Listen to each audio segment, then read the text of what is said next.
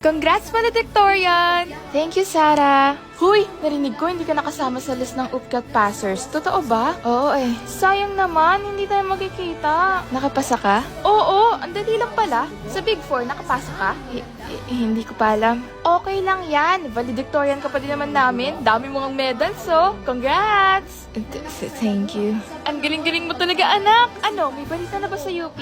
Nakapasa ka? For sure, pasado ka. Ang galing-galing mo kaya. Kaya proud kami sa'yo ng papa mo eh. Wala pa pong balita.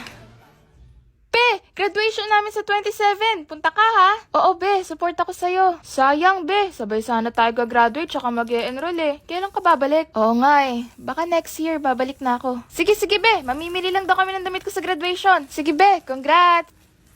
Ay, nakakaingit pala. Hindi ko maiwasan. Pero okay lang. May next year pa naman.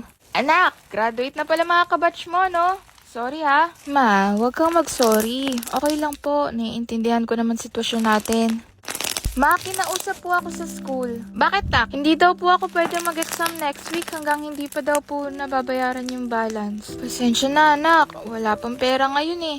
Kulang yung binigay na sahod sa tatay mo ngayon. Araw-araw na din tayo nagsasardinas. Minsan, tayo at mantika na lang ulam natin. Masarap naman po yun, ma. Pero ma, kung mag-stop kaya muna ako ma, hanap muna akong trabaho. Sigurado ka ba anak? Di ba pwedeng mag-promissory note ulit tayo? Tinanong ko na po ma, hindi daw po pwede eh. Okay lang naman po, para makatulong din po ako sa bahay.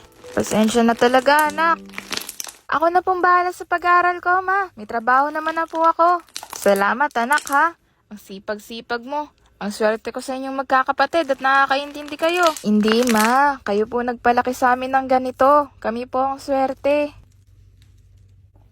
Kaya huwag mag-alala, ipipit ang iyong matatan. Pahinga muna, ako nang bahala. Labis pa sa labis ang ginagawa, mama. Pahinga muna, ako na.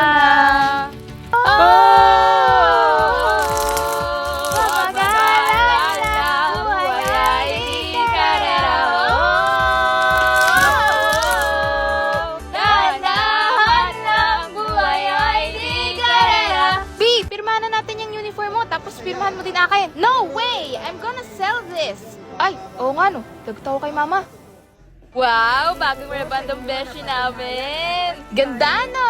Bagay ba? Saan ka nagpagawa? Parang medyo sunog. Saan ka nagpa-makeup? Ang ganda! Anyari sa makeup mo? Kamukha mo si Momo!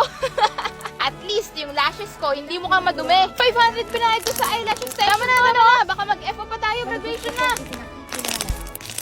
Nikki, ba't ang laki bigla ng tiyan mo? Ha? Anong malaki? Sinasabihan mo ba ako mataba? Ay, sorry. Tatay na ako! Pa-ultrasound tayo mamaya, love ha? Huy, huwag ka maingay!